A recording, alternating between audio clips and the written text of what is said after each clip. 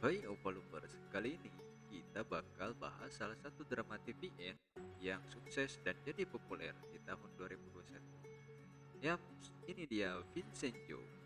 Drama ini yang disutradarai oleh Kim Hee-won, ditulis oleh Park Ji-bom, dan diperankan oleh aktor tampan kita yaitu Song Joong Ki. Gak usah lama-lama deh, kita langsung saja ke alur ceritanya. Drama dimulai dengan diperlihatkan seorang pria yang menghancurkan sebuah gedung. Kemudian kita dibawa flashback ke 72 jam sebelum kejadian. Pria ini bernama Vincenzo Casano yang diperankan oleh aktor tampan kita yaitu Song Joong Ki. Vincenzo adalah seorang penasihat hukum dan pengacara seorang bos mafia di Italia. Vincenzo mendatangi rumah Emilio, yaitu musuh dari keluarga Casano. Hari itu, Vincenzo berniat menawarkan sebuah bisnis kepada Emilio sebagai kesempatan pengampunan terakhir. Namun, Emilio menolak tawaran tersebut karena hari itu adalah hari pemakaman bos Vincenzo.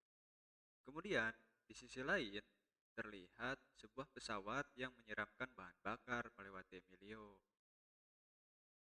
Nah, mendapatkan sambutan yang tidak baik dan penawaran yang ditolak, Vincenzo pun melemparkan sebuah korek yang menyebabkan kebakaran hebat di kediaman Emilio.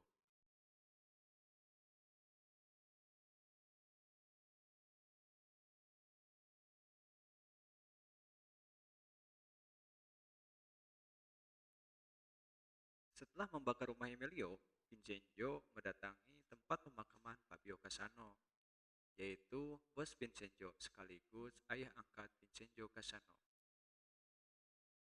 Di sana, Vincenzo bertemu dengan anak kandung Fabio, yaitu Paulo. Paulo sebagai anak kandung, dia merasa pantas menjadi pengganti Fabio dan ingin dihormati Vincenzo. Namun, Vincenzo menolak dengan dalih ia akan menghormati Paulo saat Paulo memang sudah pantas.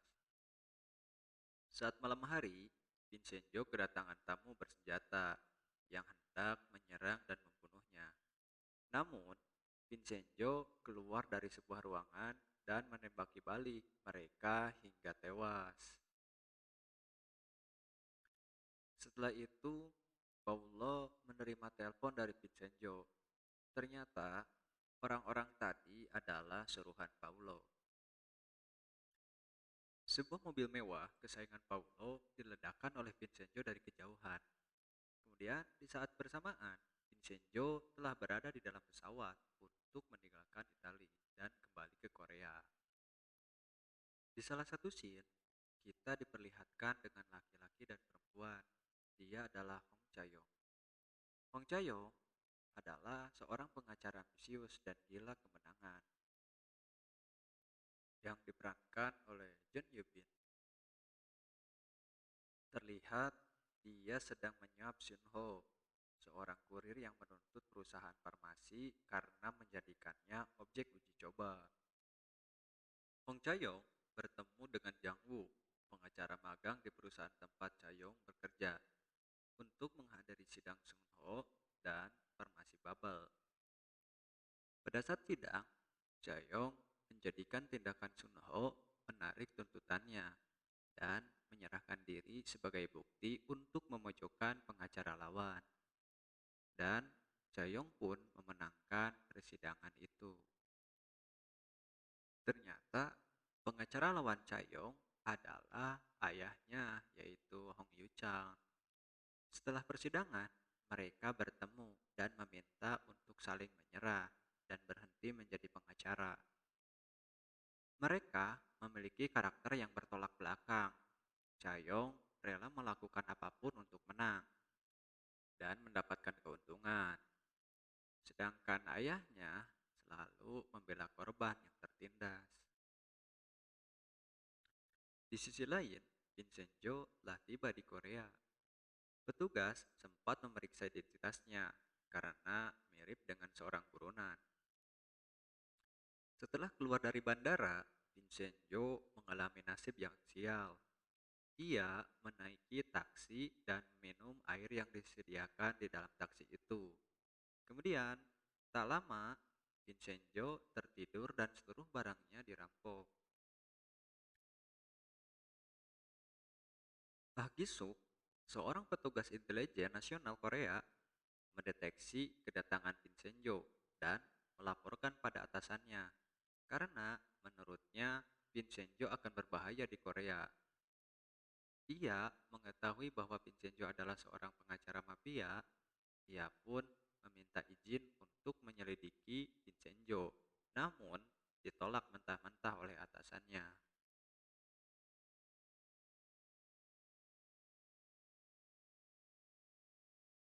Di tempat lain, Vincenzo yang sedang dilucuti barang-barangnya sempat sadarkan diri. Namun, para perampok itu menendang Vincenzo hingga tidak sadarkan diri kembali. Pada saat Vincenzo sadar sepenuhnya, dia hanya ditinggali sebuah uang dalam bentuk cincin. Kemudian, ia mengumpat dengan bahasa Itali hingga mendapat pandangan aneh dari warga. Tak lama kemudian, Vincenzo tiba di sebuah plaza. Tujuannya yaitu untuk menghancurkan plaza Gemga tersebut. 5 tahun yang lalu, seorang mafia Tiongkok meminta tolong kepada Vincenzo untuk menyembunyikan emasnya. Kemudian, Vincenzo menyarankan untuk membeli sebuah gedung agar tidak dicurigai. Vincenzo menyarankan untuk membeli gedung atas nama temannya, yaitu Cho Yong-hun, dan membuat toko untuk perusahaan palsu. Mereka melakukan renovasi dan membuat ruang bawah tanah di basement untuk menyembunyikan emas yang hanya bisa dibuka oleh pemilik emas. Bahkan, keluarganya pun tidak bisa membukanya. Pak Cho datang, kemudian memberitahu ke Vincenzo bahwa toko di sekitar Plaza Gemga telah dibeli oleh farmasi Bubble dan selalu datang untuk membujuk Pak Cho menjual plaza kepada mereka. Salah seorang penghuni plaza, yaitu Lee Chol-wook, memantau dan mendengarkan percakapan Vincenzo dan Pak Cho. Pak Lee pun memberitahu penghuni lain, yaitu Hong Yu-chan dan asistennya Nam Jung-sun. Mereka curiga pada Vincenzo dan memberitahu penyewa yang lain. Vincenzo dan Pak Cho berkeliling plaza melihat keadaan dan kondisi tempat 15 ton emas berada. Namun, para penghuni mencoba untuk menakut-nakuti Vincenzo dan Pak Cho. Di sana, Vincenzo bertemu dengan Hong Yu dan seluruh penghuni plaza. Hong Yu memperkenalkan diri sebagai direktur sekaligus pengacara firma hukum Jipuragi yang menjadi ketua komite penentang pembangunan. Vincenzo juga memperkenalkan diri. Vincenzo melihat surat Kementerian Hukum Penjara Wanita Chongju, membuatnya ingat kejadian di masa lalu, yaitu seorang ibu yang menjalani sidang atas tuduhan pembunuhan terhadap majikannya, walaupun sebenarnya dia mengalami pelecehan oleh majikannya. Namun, ia tetap harus dipenjara karena diperkuat dengan kasus dirinya yang pernah membuang putranya. Dalam surat itu, Vincenzo juga menemukan kartu nama milik Hong Yu-chan. Di salah satu scene, terlihat seorang wanita paruh baya bernama Myung-hee sedang mencuci di tempat laundry sambil menari. Pada saat ia menari, ada dua orang pemuda yang merekamnya. Kemudian, Myung-hee mengancam kedua pemuda tersebut akan menahan mereka di Kementerian Hukum karena telah memotret dan merekamnya tanpa izin. Kemudian, Vincenzo mendatangi penjara wanita Chungju. Setelah itu, pergi begitu saja. Tak lama kemudian, Pak Hong pun datang untuk menemui Oh Gyung-ja. Ia seorang pembantu yang dituduh membunuh majikannya. Pak Hong menipu Oh untuk membujuk melakukannya sidang ulang. Namun, Bu Oh menolak. Pak Cho memberitahu Vincenzo bahwa ketua tim investasi dan pengembangan Babel akan datang. Vincenzo bilang dia yang akan menemuinya. Kemudian, Pak Hong datang dan menawarkan Vincenzo untuk bertemu perwakilan Babel di Cipuragi. Vincenzo bertemu dengan pihak Babel dan mengatakan bahwa kliennya, Pak Cho, tidak akan menjual Plaza dan akan merobohkan dan membangun yang baru. Namun, Babel tidak menyerah. Ia menaikkan harga dengan sangat tinggi. Namun, Vincenzo dan Paco tidak bergeming. Pihak Babel pun mengancam Vincenzo bahwa mereka akan menyesal. Kemudian, Pak Hong mengumpulkan penghuni Plaza untuk memberitahu bahwa Vincenzo berpihak pada mereka dan tidak berniat menjual Plaza pada Babel. Vincenzo merencanakan untuk membuat perjanjian dengan para penghuni Plaza.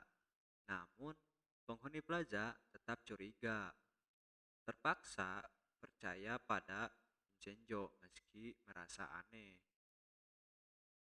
Pada saat Paco pulang ke rumahnya, ia dipukul seseorang dari belakang, dan ia juga mendapati anak dan istrinya sedang disandra.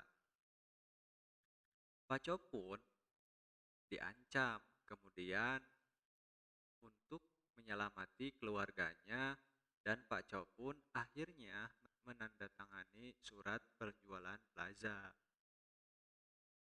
Di salah satu scene, Hong Chae-yong menerima surat pemutusan hubungan keluarga. Hong Chae-yong pun kesal dan pergi menemui ayahnya di Ciburagi. Vincenzo menerima telepon dari Pak Chow memberitahu bahwa Babel menyandra anak dan istrinya, sehingga Pak Cho pun terpaksa menandatangani surat jual beli Plaza Gemga. Pak Cho pun berkata ia akan mengurus semuanya, tapi sebuah truk tiba-tiba muncul dan menabrak mobil dikendarai oleh Pak Cho. Di saat Chayong dan ayahnya sedang bertengkar, Lee Chol-ok datang ke Jipuragi dengan panik, meminta Pak Hong untuk keluar dan melihat apa yang terjadi.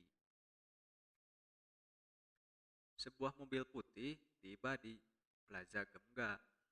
Mobil ini membawa ketua gangster yang disewa oleh Babel untuk mengusir penghuni Plaza. Para anggota gangster menempel pengumuman bahwa Plaza ini telah dijual. Kemudian, para penghuni pun melihat pengumuman tersebut dan merasa bingung karena Pak Cho berjanji tidak akan menjual Plaza. Namun ternyata Plaza telah terjual. Para penghuni Plaza dan gerombolan gangster sewaan Babel pun bertemu. Ketua gangster itu pun memperkenalkan diri sebagai Pak Sung-do, yaitu pimpinan and company dari Ketua Komite Pembangunan Menara Babel. Pimpinan Babel tersebut mencoba mengusir penghuni Plaza dengan kata-kata dan ancaman akan dipukul jika tak menuruti perintah mereka. Pak Hong menolak untuk keluar dari Plaza karena ia tahu mereka tidak akan mendapat kompensasi dan hanya akan dipukuli saja. Salah satu anggota N Company mulai kesal dan mendorong Pak Hong. Chayong yang tidak terima ayahnya diperlakukan seperti itu, ia pun mendorong balik sang preman dan memperkenalkan diri sebagai anak Pak Hong dan pengacara firma hukum Musang. Chayong tidak suka dengan cara preman tersebut dalam mengusir para penghuni plaza. Para preman itu juga tidak terima dengan kata-kata Chayong, terlebih karena Chayong dari bagian Musang yang seharusnya memihak Babel. Anggota preman itu pun menyoyor kepada Chayong. Chayong pun tidak terima dan mengancam preman itu. Preman itu pun terprovokasi dan akan menampar Chayong. Tak lama setelah itu, terdengar teriakan dari belakang para penghuni plaza yang menghentikan aktivitas sang preman dan membuat semua orang di sana menoleh ke arah sumber suara. Vincenzo datang berjalan mendekati para preman and company, kemudian memperkenalkan diri sebagai pengacara pemilik plaza dan mengajak pemimpin and company bicara. Anggota preman yang selalu banyak bicara itu pun merasa kesal dan menyerang Vincenzo. Namun, dengan beberapa gerakan dari Vincenzo saja, ia langsung terjatuh. Melihat anggotanya kalah, pemimpin and company pun mendekati Vincenzo dengan sombong. Lalu, satu tonjokan pun ia dapatkan dari Vincenzo. Pak Sudok yang tidak terima ditonjok, Vincenzo kembali maju dan mencoba menyerang Vincenzo. Vincenzo yang sudah siap pun langsung menarik tali dan mengikat lengan Pak Sundo dan melemparnya keluar jendela. Posisi Pak Sudo menggantung di luar jendela. Vincenzo bilang Babel melakukan hal ilegal dan jahat untuk merebut Gemga hingga dia tidak bisa memaafkan itu. Dan ia akan mendapatkan gedung itu kembali dan membuat semua yang terlibat membayarnya. Kemudian Vincenzo dengan kata-kata Itali, gedung ini adalah milikku. Dan episode pertama pun selesai.